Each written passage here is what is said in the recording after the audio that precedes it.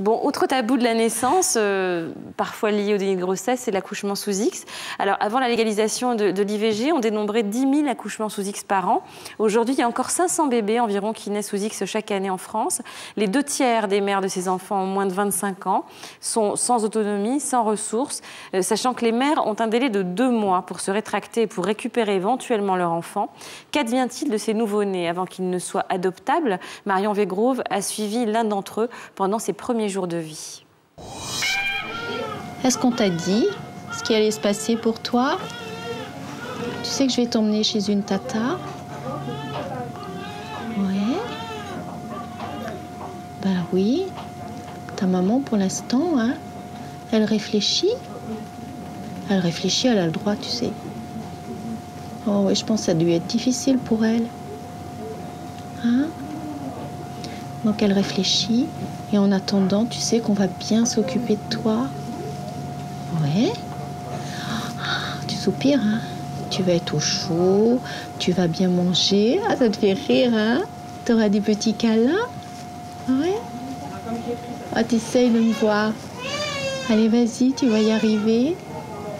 Tu vas voir, tu vas y arriver. Bon, oui, tu me fais un sourire. C'est un sourire de bienvenue.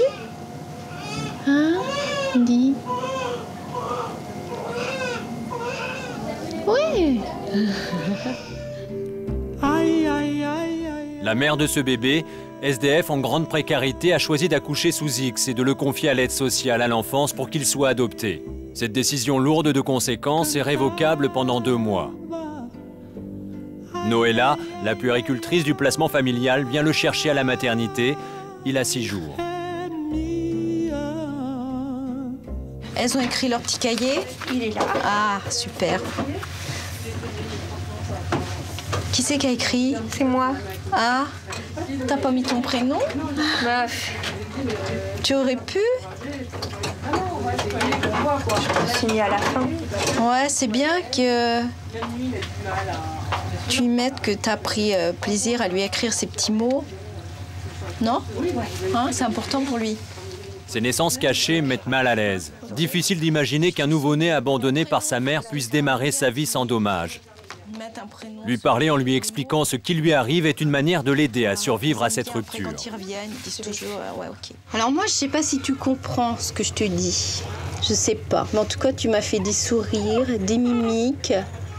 Hein? Tu me réponds par des petits grognements.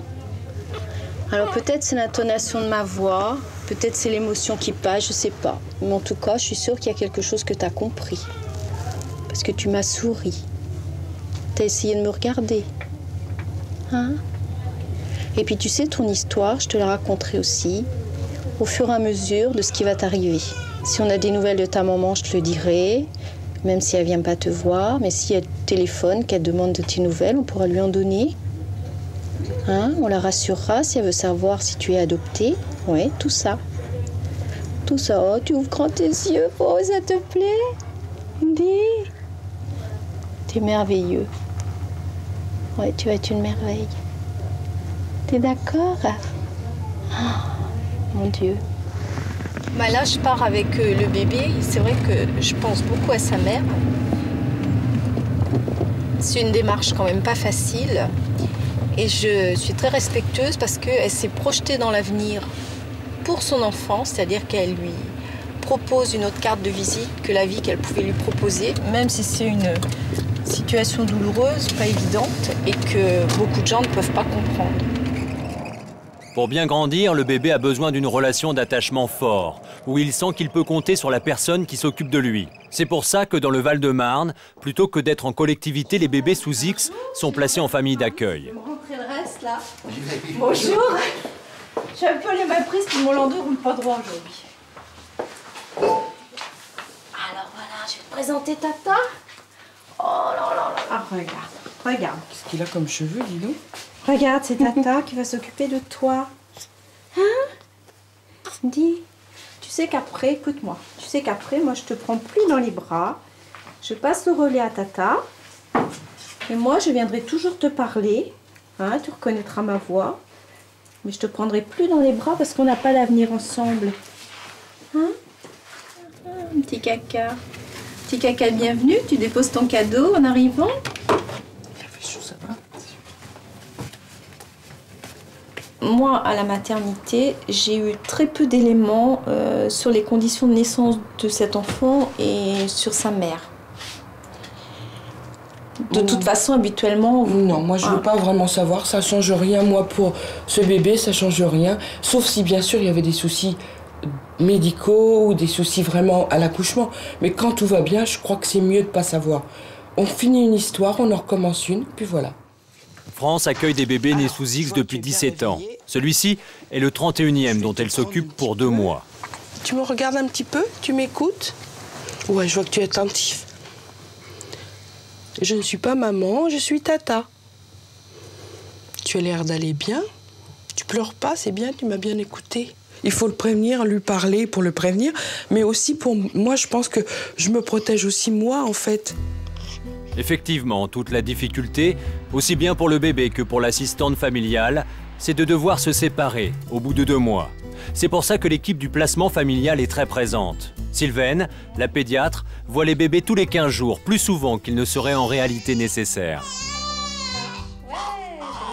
Tout notre travail est là, de donner du sens à ce séjour et de faire en sorte que l'attachement soit le plus juste possible, dans cette juste distance.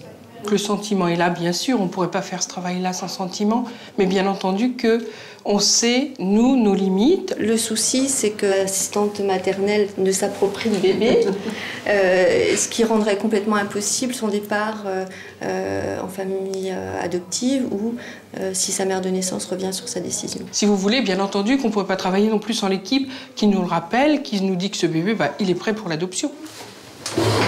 Bonne journée, Sylvaine. Merci. À bientôt. S'attacher sans s'attacher, cela peut paraître paradoxal, surtout pour un nouveau-né. Vida, la psychologue, lui rend visite régulièrement pour surveiller son évolution et voir comment il prend ses marques. Ah là là, on se dépêche, le bébé pleure. Ah oui, c'est la grosse fin,